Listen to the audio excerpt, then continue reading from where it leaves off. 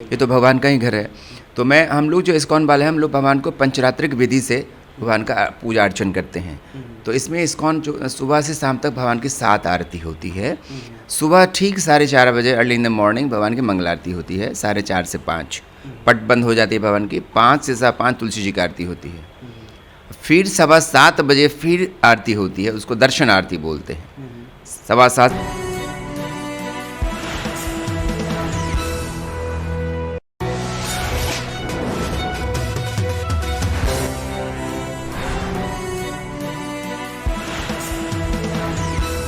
विशाल और आप देख रहे हैं बिग न्यूज़ 9। चूँकि अब पटना में इस्कॉन मंदिर काफ़ी चर्चा का विषय है। यहाँ इस्कॉन मंदिर हो जाने से दर्शन के लिए तमाम पटनावासी आ रहे हैं, लेकिन बहुत सारी समस्याओं से भी उन्हें जूझना पड़ रहा है। इन तमाम मुद्दों पर हम चर्चा करेंगे। हमारे साथ इस्कॉन के मीडिया प्रभारी हैं गोपाल दास जी।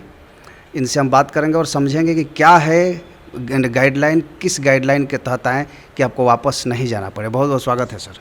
जी, हरे कृष्णा। सबसे पहले आपके चैनल के दर्शकों को इस्कॉन पटना की तरफ से अभिवादन भी और हरे कृष्णा भी। ये अभी जैसे होता क्या है कि बहुत सारे लोग इस्कॉन मंदिर दर्शन करने आते हैं, लेकिन कुछ इक्विपमेंट्स होती है या फिर टाइमिंग को लेकर के भी कुछ इशूज़ हैं जिनको नहीं पता है। तो कैसे आएँ और क्या क्या अलाउड है, क्या करके नहीं आए चूँकि उनको वापस नहीं जाना पड़े।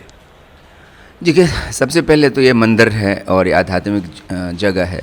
आप कहीं भी स्टेशन जाते हैं घूमने, या नदी किनारे जाते हैं घूमने, या समुद्र किनारे घूमने जाते हैं, या कहीं पिकनिक स्पॉट पर जाते हैं, तो आप प्रॉपर ड्रेसअप होकर जाते हैं। वहाँ प्रॉपर खाना क्या है, नहीं खाना है, क्या लेके जाना है, क्या नहीं, तो आप पूरी रिसर्च करके, आप टूरिस्ट प्लेस पर जाते हैं तो रिसर्च करके जाते हैं। ये तो भगवान का ही घर है। तो हम लोग जो इस्कॉन वाले हैं, हम लोग भगवान को पंचरात्रिक विधि से भगवान का पूजा अर्चन करते हैं। तो इसमें इस्कॉन जो सुबह से शाम तक भगवान की 7 आरती होती है। सुबह ठीक 4:30 बजे अर्ली इन द मॉर्निंग भगवान की मंगल आरती होती है 4:30 से 5। पट बंद हो जाती है भगवान की। 5 से 5 तुलसी जी की आरती होती है। फिर 7:15 बजे फिर आरती होती है, उसको दर्शन आरती बोलते हैं। 7:15 से 7:30 दर्शन आरती, 7:30 से 8 गुरु पूजा, और 8 बजे सुबह से लेकर 9 बजे सुबह तक भागवतम का क्लास होता है। तो उसमें कोई भी आदमी आके भागवत का क्लास अटेंड कर सकते हैं। आपके जो क्वेश्चंस हैं दिमाग में, आप जो क्वेरीज हैं, उसको आप क्लियर कर सकते हैं, डाउट क्लियर कर सकते हैं। और तो इसके बारे में विस्तार से 12:30 बजे भगवान की फिर से आरती होती है, जिसको राजभोग आरती बोलते हैं, जिसमें भगवान का जिस दिन का भोजन है भगवान का, वो भोजन ग्रहण करते हैं भगवान।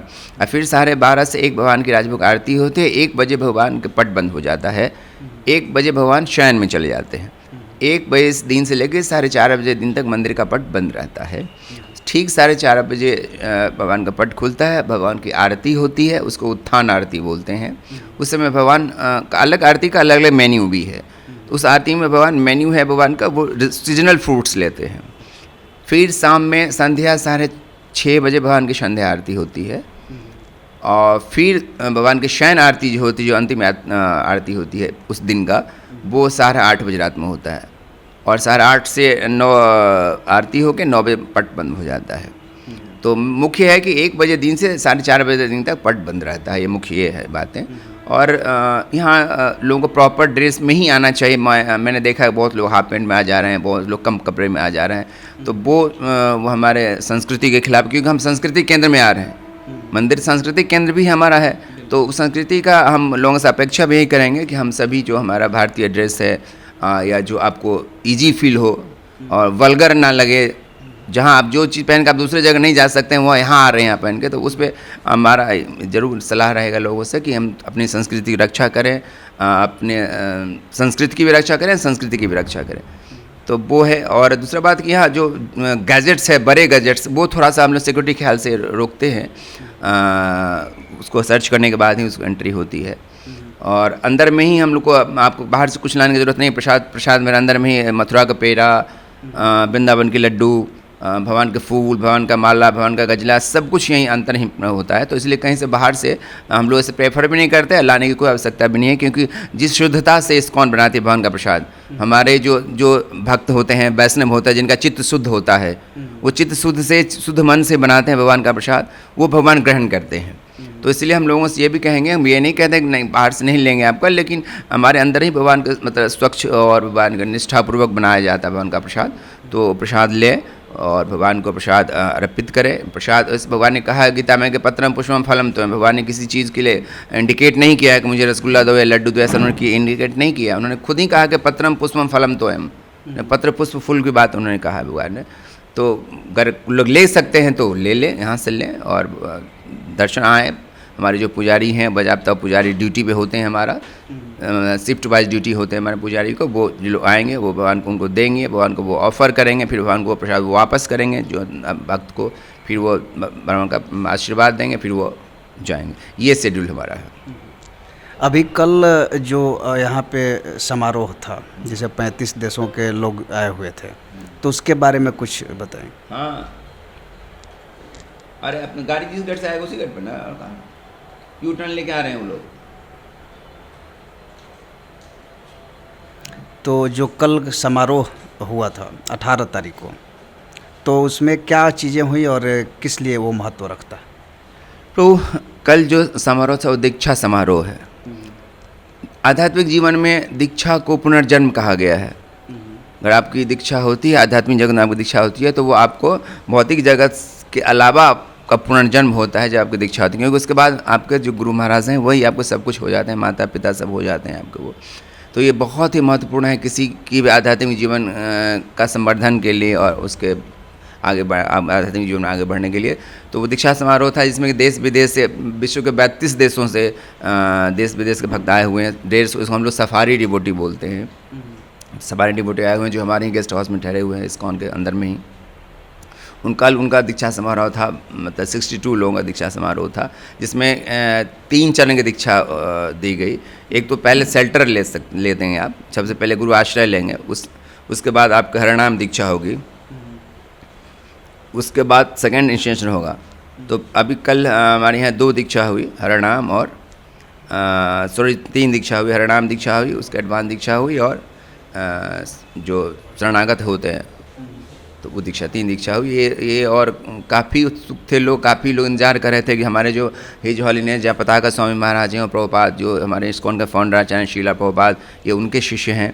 और ये जो महाराज होते हैं हमारे, वो एलिवेटेड सोल होते हैं, मतलब हाई लेवल का सोल होते हैं वो लोग। तो ये सब क्योंकि संत का दर्शन, भक्त का दर्शन करने से पाप और संकट टल जाता है।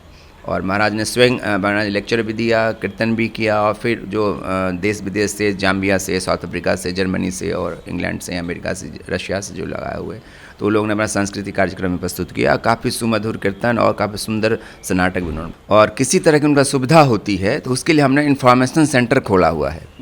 आपको शौचालय कहाँ है, सुरक्षा के दृष्टिकोण से अगर किसी तरह की परेशानी है आपको, या कोई मतलब बेहोश हो गया, किसी तरह का छोटा सा मेडिकल असिस्टेंस का जरूरत पड़ गया, किसी का टाँके कट लगे, किसी का पैर घुटना टूट के, कुछ भी हो सकता है, अगर एक्सीडेंट हो जाता है, तो हमने इन्फॉर्मेशन सेंटर खोला हुआ है। उस सेंटर में वो आएँ, उनकी सारी जानकारी के पेयजल कहाँ मिलना है, प्रसाद कहाँ मिलना है, सुरक्षा के दृष्टिकोण से अगर कुछ बातें हैं तो कहाँ हो सकता है, विशेषकर महिलाओं की कोई असुविधा ना हो, अच्छा दिव्यांग का भी कोई असुविधा ना हो, इसके लिए हमने 2 व्हील चेयर भी रखा है। और हमने रैंप बनाया है जिस पे व्हील चेयर से वो जो दिव्यांग हैं वो सहूलियतपूर्वक चले जाए मंदिर में दर्शन करने के लिए। और हमारे मंदिर में इसलिए 2 लिफ्ट लगाया है कि जो दिव्यांग हैं उनको किसी तरह का असुविधा न हो। खासकर महिला जो हमारे भक्त हैं उनके लिए भी हमारा महिला शौचालय अलग हमने बनाया है, और महिला गार्ड भी अलग हमारे पास हैं। किसी तरह का अगर सर्च भी होता है या देखा भी जाता है तो महिला भक्त वो महिला गार्ड ही देखते हैं, हमारे पुरुष गार्ड नहीं देखते हैं। तो ये मैं ज़रूर कहूँगा दर्शकों से भी और भक्तों से भी कि जब भी किसी तरह का दिक्कत परेशानी हो तो वह इन्फॉर्मेशन सेंटर पे जाएं। वहाँ लिखा हुआ बजाता मंदिर चढ़ते ही इन्फॉर्मेशन सेंटर हमने खोला है, तो किसी तरह का सुविधा अगर है वहाँ तो वहाँ बात किया जा सकता है और उस अथॉरिटी से बात किया जा सकता है। हरे प्रस्तुत किया। तो कुल मिला के ये रहा हमारे नंद गोपाल दास जी हैं जो इस्कॉन के मीडिया प्रभारी, से हमने तमाम चीज़ों पर चर्चा की। चूँकि बहुत बार ऐसी चीज़ें होती हैं कि आप अपने घर से निकल जाते हैं कि इस्कॉन मंदिर में हम दर्शन करने जा रहे हैं और आपको ना टाइमिंग पता होती है कि किस टाइम में हमको जाना चाहिए।